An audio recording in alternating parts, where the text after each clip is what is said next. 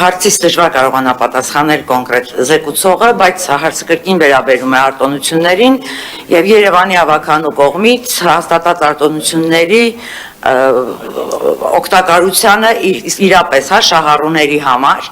Մասնավորապես ինձ հետաքրքրում է քաղաքապետարանը ինչ տվյալ կարող է տրամադրել, թե ուսանողների քանի տոկոսն է օգտվում 15% ավականու սահմանած արտոնությունից տրանսպորտի հարցում։ Պարոն Գրիգորյանը կպատասխանի, Սուրեն Գրիգորյան։ Տիկին Աբգարյան, հարցը իրականում քննարկվող հարցին չի վերաբերում, անգիրել չեմ հիշում, հարցմամբ կամ աշխատանքային կարգով կարող են տրամադրել, ինչ-որ գաղտնիք չկա այդտեղ։ Ուղղակի հիմա անկեղծ տենց անգիր չեմ հիշում, թե պարոն Մանուկյանը հիշում է տեղում է, թե պատասխանի, բայց ոնց որ չէ։ Մանուկյան ունեք ասելու։ Ոչ, ճշտենք, տեղեկացնենք։ Շատ լավ։ Արձագանքեմ, ես ինքս անցկացրել եմ հարցում, քանի որ ինքս ուսանողների շրջանում եմ աշխատում, օրինակ իմ 4 խմբից ընդամենը մի ուսանող է օգտվում ավականու սահմանած արտոնություններից եւ ուսանողությունը շեշտում է, որ հարմար չէ միանվագ գնել փաթեթը, իսկ արտոնությունը չի գործում օրինակ 150 դրամի վրա, 1 տոմսի վրա, ինչը կարծում ենք սխալ է եւ ավականին ցանկացած արտոնությունների փաթեթ մտածելուց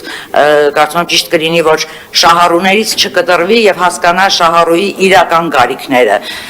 Այս հարցում մենք արդյոք ամբողջովին արել ենք կարիքների գնահատում, որպեսզի կարողանանք վստահ լինել, որ լրամշակման կարիք չի լինելու։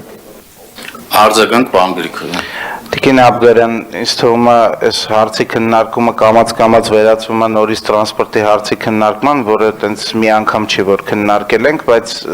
սա էլ ասեմ, առաջարկում եմ այսքանով ավարտենք, էլի, եթե դեմ չեք։ Մենք ուսանողների համար արտոնություն սահմանելիս առաջարկելիս ելել ենք այն կանխավարկածից, որ ուսանողները երիտասարդ տարիքի բերումով, դասերի գնալու, վերադառնալու բերումով պետք է տրանսպորտից շատ օգտվեն, այսինքն այդ կանխավարկածից ելնելով է տրամադրվել այդ արտոնությունը եւ այդ դեպքում պետքա փաթեթների մասով ավելի ձեռնտու լիներ, քան մեկ անգամյա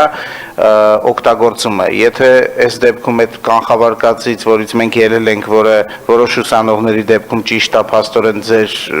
ուսանողների կամ ում այդ շփվում եք սխալ է, այո, իրենց դեպքում փաստորեն այդ տրամաբանությունը չի աշխատում, բայց եթե տրամաբանությունը, եթե իրենք շատ չեն երթևեկում, ըստ այդմ, այո, փաթեթները իրենց ձեռնտու